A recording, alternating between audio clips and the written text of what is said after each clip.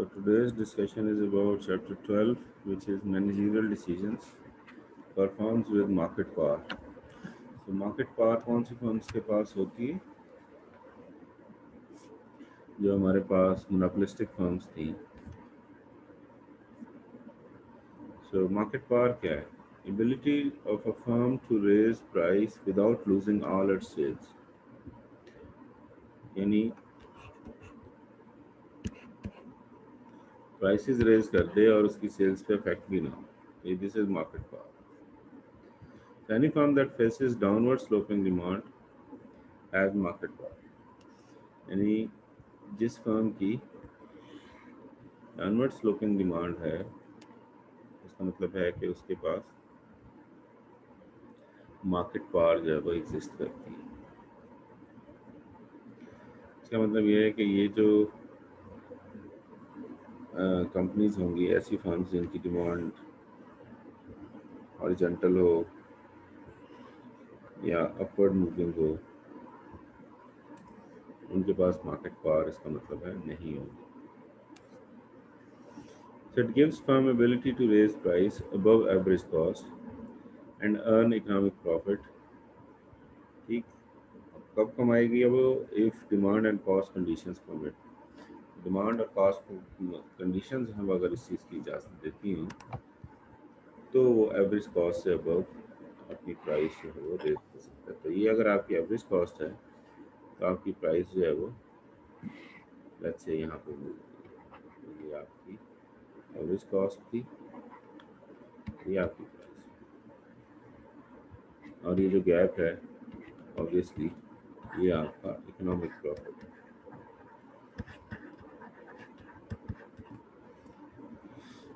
लेकिन इसके लिए उसने शर्त रखी है कि डिमांड कंडीशन भी हो, यानी डिमांड बढ़ रही हो तो आप ऑब्वियसली उसे ज़्यादा चार्ज कर सकते. इसी तरह कॉस्ट कंडीशंस भी उसकी परमिशन देती हैं. ये ना हो कि आपकी प्राइस बढ़ाने से आपकी कॉस्ट भी जो है वो इंक्रीज़ कर जाए, तो अल्टीमेटली नेट गेन तो आपको शायद ना हो, तो इकोनॉमिक प्रॉफिट वाली जो बात है वो क्वेश्चन मार्क हो जाएगी. हमने कहा था इकोनॉमिक पावर कौन सी फर्म्स की होती है, तो पहला नाम जो हमारे जहन में आया था वो मोनोपोली ही का आया था. तो मोनोपोली है क्या? It's a single firm.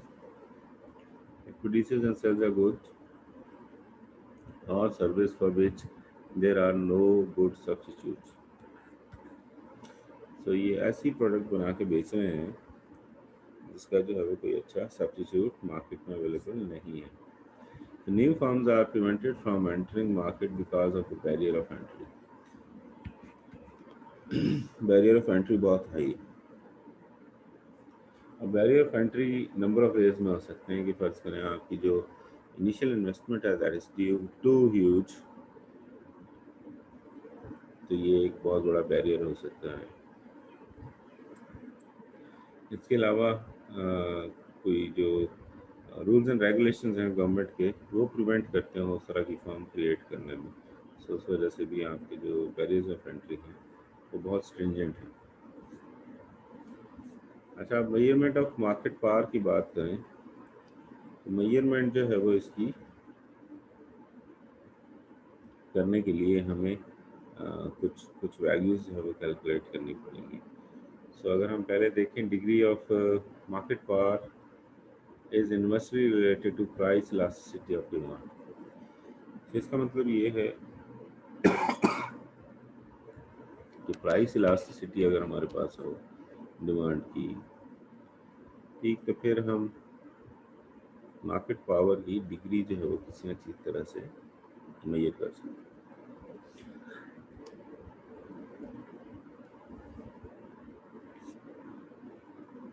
तो इसमें बेसिकली रीज़न क्या है उसको उसको उसके ज़रिए मेजर करने की, क्योंकि वो कह रहा है कि the less elastic the firm's demand the greater is degree of market power. चूँकि इन्वर्सली रिलेटेड हैं तो ये तो बेसिक एलिमेंट हो गया कि फर्म की डिमांड जितनी कम इलास्टिक होगी तो मार्केट पावर उतनी ज़्यादा होगी.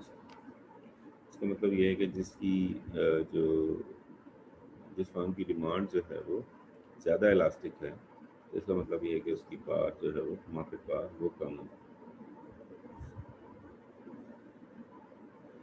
A fewer close substitutes for a firm's product, the smaller the elasticity of demand in absolute value and greater the firm's market power. So यहाँ पे बेसिकली उसी को पिछले पॉइंट को सपोर्ट करने के लिए वो कह रहा है कि क्लोज सब्स्टिट्यूट्स भी ना होने के बराबर हों जो फर्म की प्रोडक्ट है, तो उससे क्या होगा, इलास्टिसिटी ऑफ डिमांड जो है वो कम होगी और अल्टीमेटली आपकी जो मार्केट पावर है वो ज़्यादा होगी। And demand is perfectly elastic, the firm has no market power. तो परफेक्टली इलास्टिक डिमांड के लिए एंड जब डिमांड हॉरिजॉन्टल है, हॉरिजॉन्टल में भी थोड़ा सा अपवर्ड हो गया लेकिन बहरहाल हॉरिजॉन्टल की बात करें तो इस वक्त जो है इस स्टेज पे जो फर्म है उसके पास कोई पावर नहीं होगी, मार्केट पावर। अच्छा जी, अब मेजरमेंट के एस्पेक्ट में एक इंडेक्स हमारे पास अवेलेबल है जिसको हम कहते हैं learner index. It measures proportionate amount by which the price exceeds marginal cost। तो प्राइस मार्जिनल कॉस्ट से कितना प्रोपोर्शनेट बढ़ जाती है, तो ये अगर हमें पता चल जाए तो हम जो है वो फाइंड आउट कर सकते हैं इसको, लर्नर इंडेक्स को।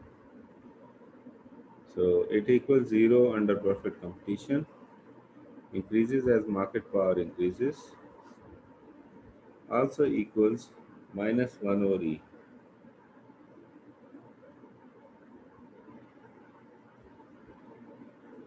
ठीक, also equals -1 over E, which shows that the index and basically the market power vary inversely with elasticity। So elasticity के साथ वो obviously inversely move कर रही है। The lower the elasticity of demand in terms of absolute value, the greater the index and degree of market power। ठीक, तो जितना आपका elasticity of demand कम होगा उतनी आपकी मार्केट पावर ऑब्वियसली ज़्यादा होगी। सो लर्नर इंडेक्स की बात कर रहे हैं, बेसिकली इसका फार्मूला जो है वो ये आपका बनता है P minus MC divided by Q। हमने कहा मार्जिनल कॉस्ट, तो ये हमारा मार्जिनल कॉस्ट हो गया, ठीक, और ये प्राइस का price exceeds marginal cost. Proportional amount में हमने इसलिए कहा कि प्राइस के एस्पेक्ट में कितना प्रोपोर्शन जो है वो इंक्रीज है।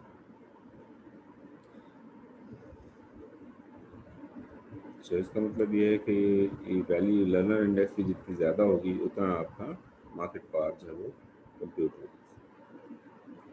अच्छा, ये हमारे पास इसमें इक्वेशन सबसे एंड में दी है, तो P minus MC over P आ गया।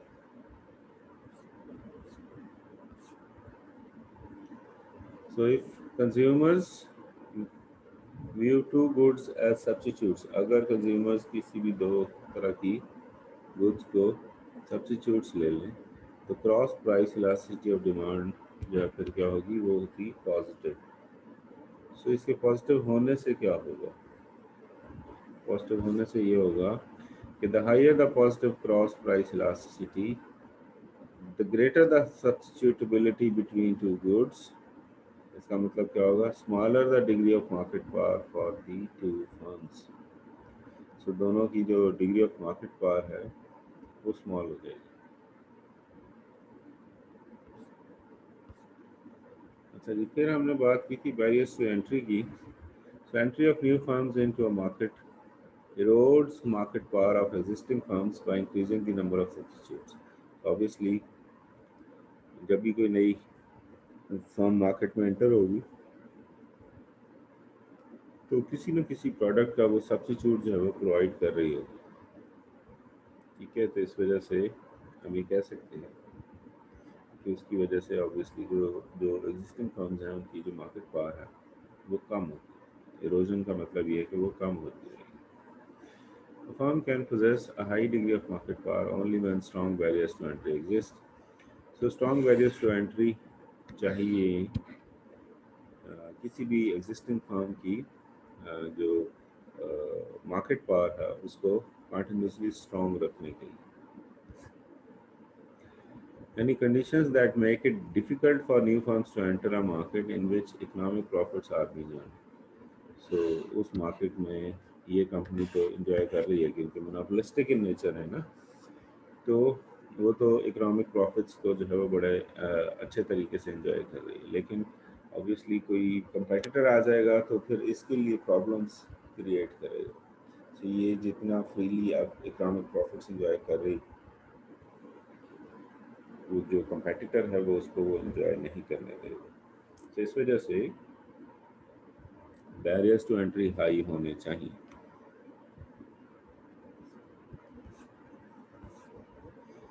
सो कॉमन एंट्री बैरियर्स क्या हो सकते हैं? सबसे बड़ा जो एंट्री बैरियर है वह है economies of scale. A long run average cost declines over a wide range of output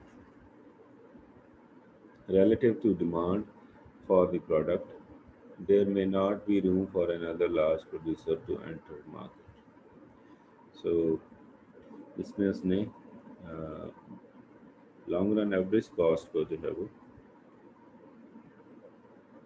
highlight किया है, और ये आपकी फर्स्ट करें लॉन्ग रन एवरेज कॉस्ट इस तरह से एग्जिस्ट करती है। तो उसकी कर्व क्या है कि declines over a wide range of output relative to demand, demand के context में for the specific product. So there may not be room for another large producer to enter market, क्योंकि वो जो large producer है उसने यहाँ से start करना है, आपकी एवरेज कॉस्ट यहाँ पे तो डिफरेंस है।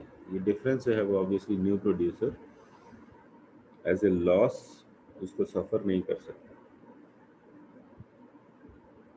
And for how long you never no.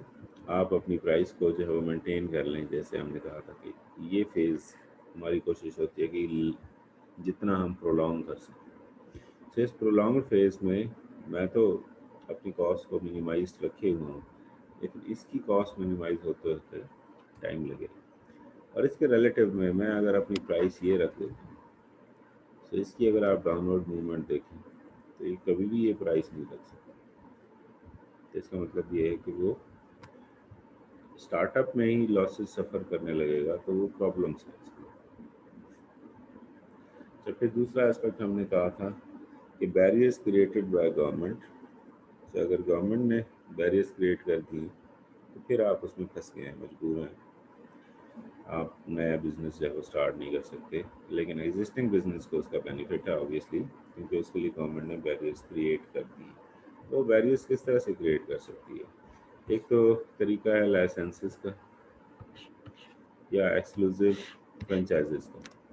सो सिर्फ आप ही के पास राइट है ये काम करने का, तो वो आपका ये एक्सक्लूसिव फ्रेंचाइजेज हैं, तो ऑब्वियसली आप ही ये प्रोडक्ट सप्लाई करें तो बेनिफिट है। तो इस वजह से जो गवर्नमेंट के बैरियर्स हैं वो अलाउ ना कर रहे हैं आपकी जो प्रोडक्ट्स हैं, सॉरी जो एग्जिस्टिंग प्रोडक्ट है उसके सब्सिट्यूट्स मार्केट में आने। अच्छा, फिर है एसेंशियल जो इनपुट बैरियर्स हैं वो क्या है? One firm controls the crucial input in the production process. तो जो सबसे इम्पॉर्टेंट इनपुट है वो एक ही कंपनी के पास है, तब कोई और कंपनी इसको कैसे जो है वो ओवरकम कर सकती है। ठीक, तो ये एक इम्पॉर्टेंट एंट्री बैरियर है। फिर ब्रांड लॉयल्टीज भी, कि कस्टमर जो हैं वो उस ब्रांड के अलावा किसी और ब्रांड पे स्विच नहीं करना पसंद करते। Strong customer allegiance to existing firms may keep new firms from finding enough buyers to make entry worthwhile. So चूँकि वो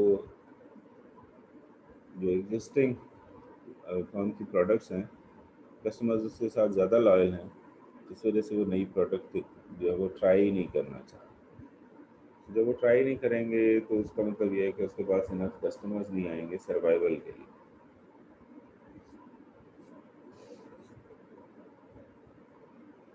फिर ऐसी भी स्ट्रेटजी हो सकती है कि आपने कंज्यूमर को लॉक इन किया हुआ है, आपने एज ए फर्म जो है वो कंज्यूमर से फर्स्ट करें कॉन्ट्रैक्ट किए हुए हैं, तो आपको छोड़ के कहीं जा नहीं सकते। Potential entrants can be deterred if they believe high switching costs will keep them from inducing many consumers to change brands.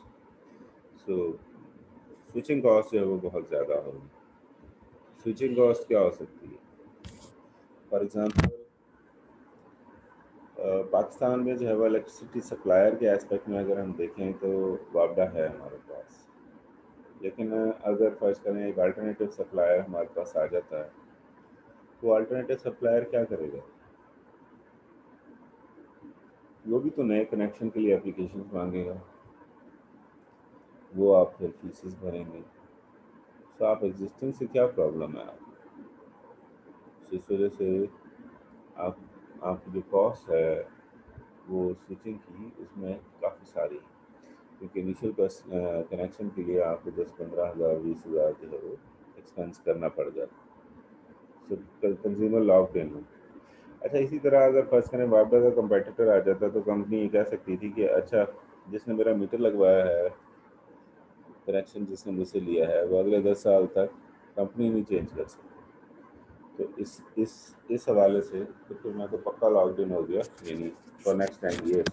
तो मैं 10 साल से पहले जो है वो उस कंपनी को छोड़ नहीं सकता. सो बहुत सारे इस तरह के फिनोमेना जो है वो इंटरनेशनली एग्जिस्ट करते हैं. पाकिस्तान में तो ऑब्वियसली एक प्रोड्यूसर है, एक ही सप्लायर है. सो ये इतना बड़ा बैरियर टू एंट्री है कि कोई प्राइवेट सेक्टर में आके कंपनी लगा के अपनी बिजली अपने चैनल के थ्रू मार्केट नहीं कर सकते. तो इस वजह से बहुत बड़ा जो है वो एंट्री बैरियर. फिर नेटवर्क एक्सटर्नैलिटीज़ का एक फैक्टर है जिसकी वजह से आपको जो एंट्री बैरियर्स हैं वो बहुत हाई हो जाए. It occurs when benefit or utility of product increases as more consumers buy and use it. तो जितने ज़्यादा कंज्यूमर्स बाय और यूज़ करते हैं इसको, उतनी जो है वो यूटिलिटी ऑफ प्रोडक्ट बढ़ जाती है. तो ऐसी कौन सी प्रोडक्ट होगी जो ज़्यादा लोग अगर इस्तेमाल करेंगे तो उसका बेनिफिट जो है वो ज़्यादा होगा? सो इंटरकनेक्टेड होगी कोई. सो इंटरकनेक्टेड यानी नेटवर्क बेस्ड कोई ऐसी डिवाइस है या ऐसा प्रोडक्ट है या ऐसी इक्विपमेंट है जिसकी वजह से नंबर ऑफ़ यूज़र्स बढ़ने की वजह से आपको benefit.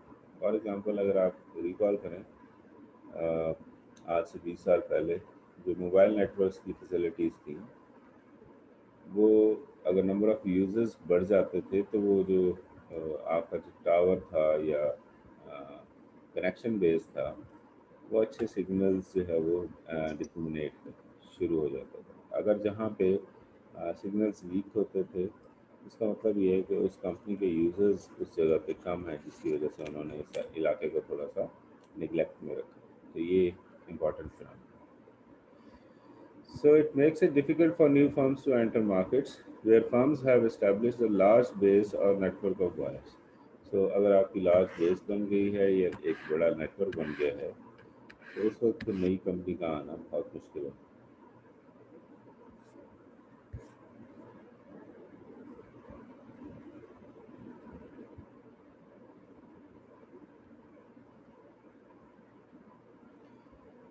So demand and marginal revenue, अगर हम बात करें इसकी मोनोपलिस्ट की, तो market demand curve is the firm's demand curve.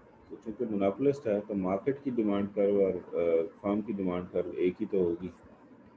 तो monopolist must lower price to sell additional units of output. So अगर मोनोपलिस्ट अगर प्राइस को कम करेगा तो उसके एडिशनल यूनिट ऑफ आउटपुट बेचेंगे. यानी marginal revenue is less than price for all but the first unit sold. So पहले unit के अलावा पहले यूनिट के अलावा ठीक है, बाकी तमाम यूनिट्स पे जो मार्जिनल रेवेन्यू है मोनोपलिस्ट का वो डिक्लाइन पे. इस तरह से आप.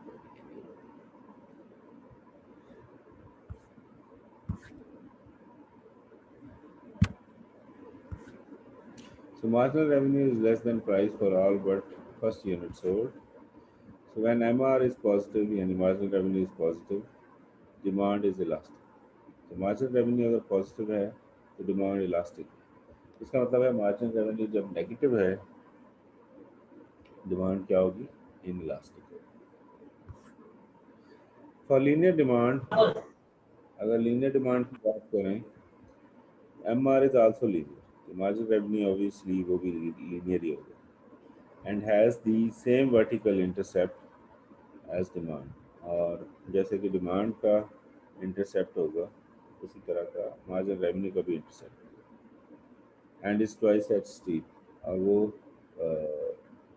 डबल स्टीप होगा। यानी फर्ज करें अगर ये एक है तो ये आपका मार्जिन रेवेन्यू की अगर मैं बात करूँ तो वो इस तरह से जो है डिक्लाइन पे है, तो ये डबल जो है वो आपकी स्टीप हो जाएगी। ओके जी, हमारे पास एग्जांपल आ गई है जी। डिमांड है हमारे पास, डिमांड कर्व है,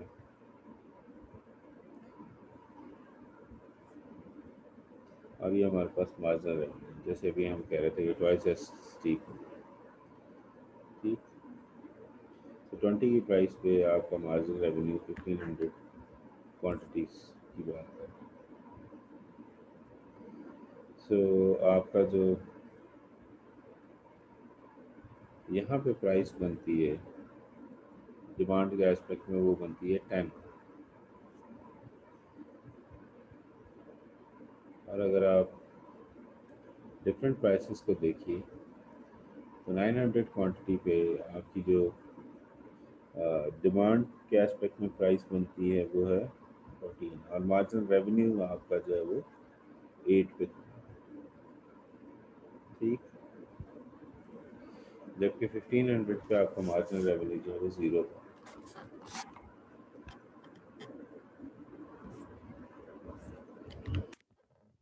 अगर हम देखें शॉर्ट टर्म प्रॉफिट मैक्सिमाइजेशन को, तो monopolist will produce where marginal revenue short term marginal cost के बराबर है। लेकिन उसके लिए कंडीशन क्या है, as long as total revenue at least covers the firm's total avoidable cost। Avoidable cost क्या, आपकी वेरिएबल कॉस्ट, यानी टोटल रेवेन्यू आपकी टोटल वेरिएबल कॉस्ट से इक्वल हो या उससे ज़्यादा।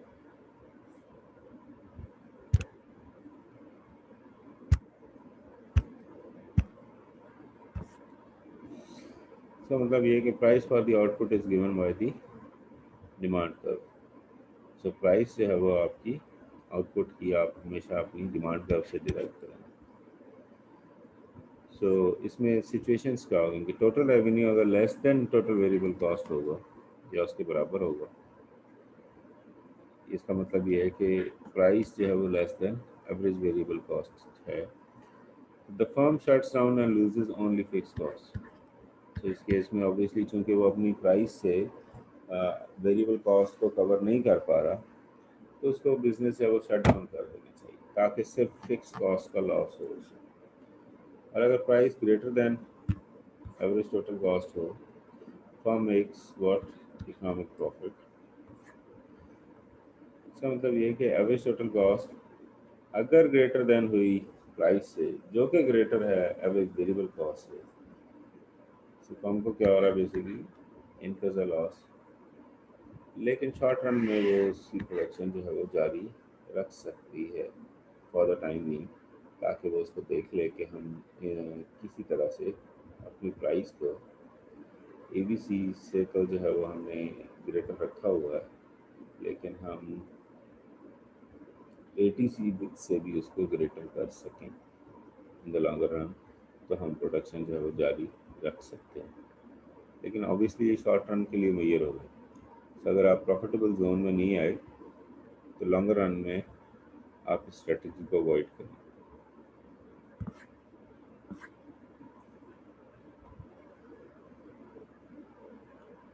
सो अगर आप जो शॉर्ट रन मार्जिनल कॉस्ट है और एवरेज टोटल कॉस्ट है उसको देखें, तो ये जहाँ पे ज्वाइन कर रहे हैं एक दूसरे को, ये आपकी जो है प्रोडक्शन जो है वो यहाँ पे आपकी होनी चाहिए।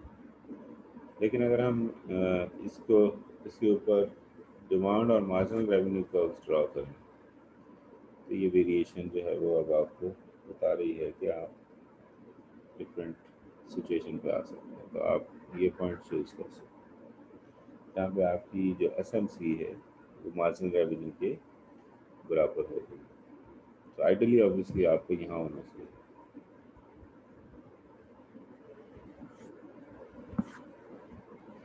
सो यहाँ पे जो मार्जिनल रेवेन्यू वाली जहाँ मार्जिनल रेवेन्यू और एसएमसी इक्वल हो रहे हैं वहाँ पे आपकी जो क्वांटिटी है वो 200 आ रही है। और अगर इसको अगर हम डिमांड कर्व के साथ मैच करें तो हमारे पास जो प्राइस आ रही है वो 7 आ रही है। तो अगर हम इसको एवरेज टोटल कॉस्ट के एस्पेक्ट में देखें तो हमारी प्राइस कॉस्ट जो है वो 5 आ रही है।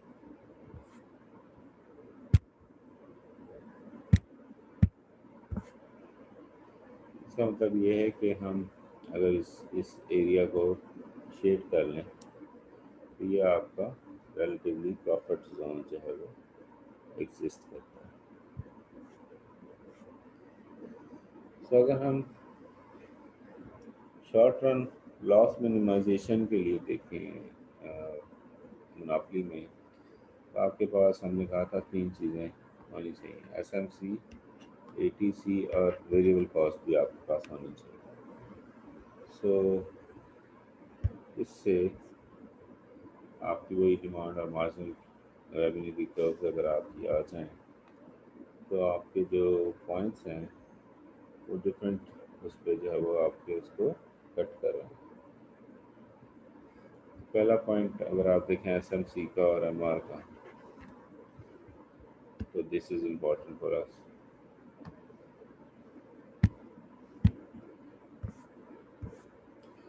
सो ये हमारे पास था 50 की क्वांटिटी।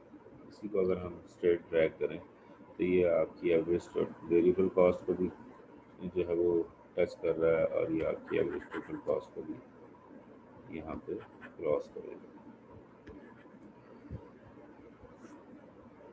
सो अगर आप डिमांड के एस्पेक्ट में इस पॉइंट को देखें तो ये आपको बता रहा है कि आपकी जो प्राइस है वो 75 होनी चाहिए, ठीक।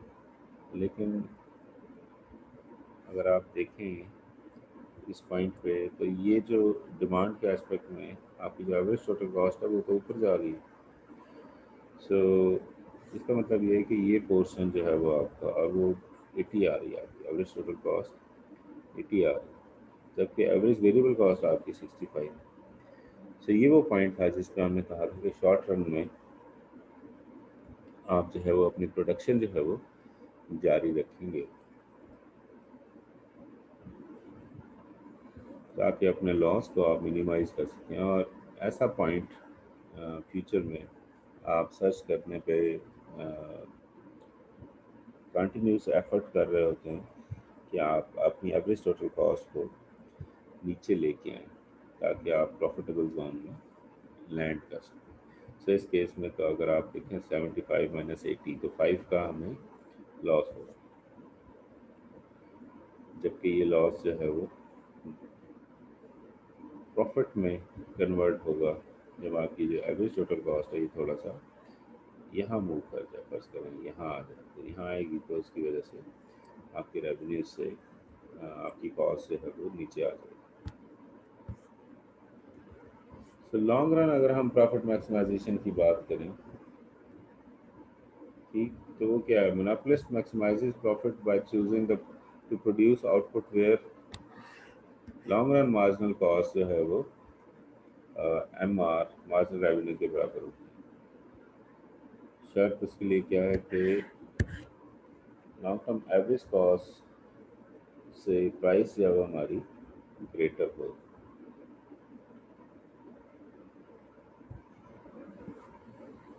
इट विल एग्जिस्ट, जो फर्म है विल एग्जिट इंडस्ट्री अगर आपकी उसकी प्राइस जो है वो लॉन्ग रन एवरेज कॉस्ट से लेस हो गई, यानी उसको बिजनेस शट डाउन करना पड़ जाएगा।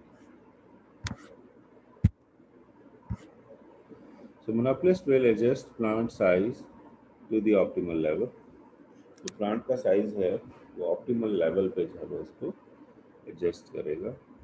ऑप्टिमल से मुराद जहाँ पे कॉस्ट मिनिमम है और रेवेन्यू मैक्सिमम।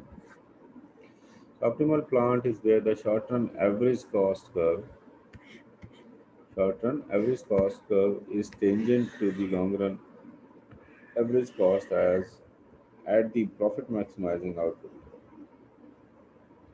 So जो प्रॉफिट मैक्सिमाइजिंग आउटपुट लेवल है उस पे short run average cost long run average cost का टेंजेंट है। जैसे इसको अगर हम देख लें तो हमारे पास ये लॉन्ग रन मार्जिनल कॉस्ट है और लॉन्ग रन एवरेज कॉस्ट है। तो अगर हम देखें शॉर्ट रन मार्जिनल कॉस्ट और एवरेज टोटल कॉस्ट भी अपना रोल प्ले करते हैं। तो यहाँ पे इंपॉर्टेंट पॉइंट्स हमारे पास डिराइव हो गए जब हम डिमांड और मार्जिनल रेवेन्यू की कर्व जो है वो ड्रॉ करेंगे।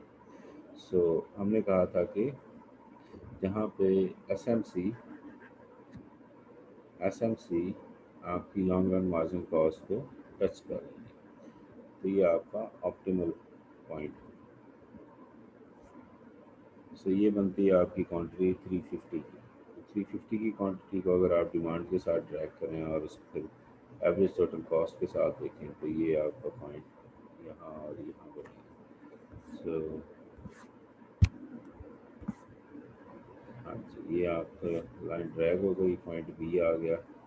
सो यहाँ पे आपकी डिमांड के एस्पेक्ट में आपकी प्राइस आ गई आपके पास 55 और average total cost point C के एस्पेक्ट में अगर आप देखें तो वो आपकी आ गई 50। इसका मतलब ये है कि ये जो शेडेड एरिया है ये आपका प्रॉफिट कहलाएगा, लॉन्ग रन प्रॉफिट मैक्सिमाइजेशन का एलिमेंट आ सकता है। तो प्रॉफिट मैक्सिमाइजिंग इनपुट यूजेज की अगर हम बात करें तो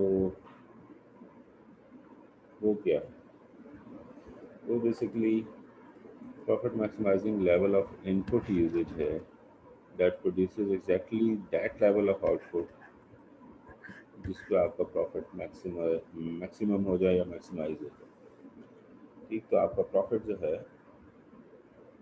कितनी इनपुट से मैक्सिमाइज हो रहा है। ऑब्वियसली इनपुट आउटपुट रेशियो जो है वो आपको चाहिए। यानी हम इसको अगर मैयर करना चाहें तो ये MRP के थ्रू हम इसको मैयर कर सकते हैं जो मार्जिनल रेवेन्यू प्रोडक्ट है। So MRP is the additional revenue attributable to hiring one more unit of the input. So ये इनपुट हमारी यहाँ पे लेबर है और उसकी वजह से हमारा जो टोटल रेवेन्यू है उसमें कितना चेंज है। इसका मतलब है हमारे पास मार्जिनल रेवेन्यू और मार्जिनल प्रोडक्ट हो तो हम इन दोनों के प्रोडक्ट से यानी मल्टीप्लाई करके भी हम MRP यानी मार्जिनल रेवेन्यू प्रोडक्ट है वो फाइंड आउट कर सकते हैं।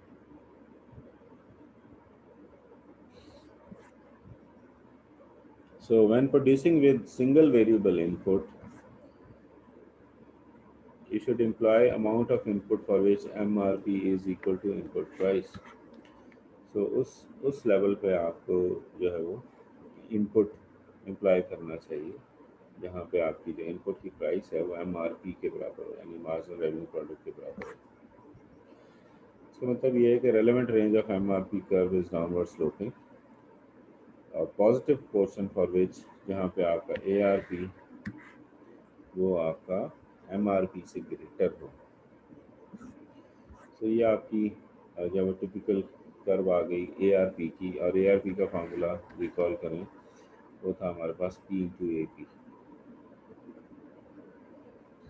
और हमारे पास मार्जिनल रेवेन्यू प्रोडक्ट जो है वो ये एग्जिस्ट करती है। तो ये आपके पास MR/MP से जो है आपकी फाइंड आउट होगी। सो ये आपका W1.1 है फर्स्ट करें जहाँ पे आपका मार्जिनल रेवेन्यू प्रोडक्ट जो है वो 45 है।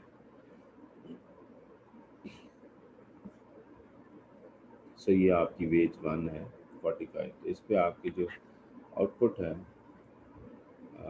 सॉरी यूनिट्स ऑफ लेबर जितनी आपको चाहिए वो आपको 400 के करीब है। तो अगर आप पॉइंट सी पे देखें तो आपको कम लेबर चाहिए लेकिन आपकी जो MRP है यानी मार्जिनल रेवेन्यू प्रोडक्ट वो ग्रेटर है as compare to point A. और पॉइंट बी में आप ज़्यादा लेबर जो है वो रिड्यूस कर रहे हैं लेकिन आपकी MRP डिक्लाइन है which is 30 in this case.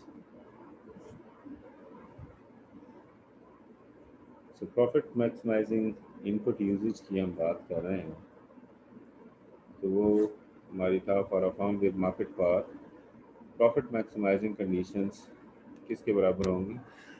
M R P is equal to W, यानी कि जो वेज रेट है। और इसका मतलब ये है कि आपका जो एम आर है, marginal revenue marginal cost, they are same.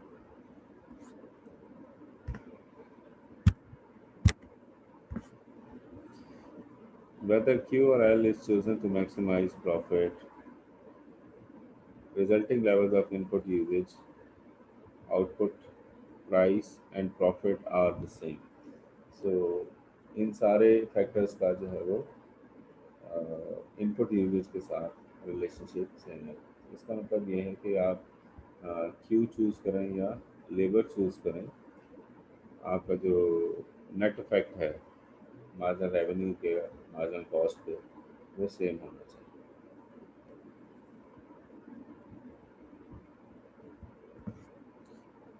Okay, G, that's it for today. Any query till here, please?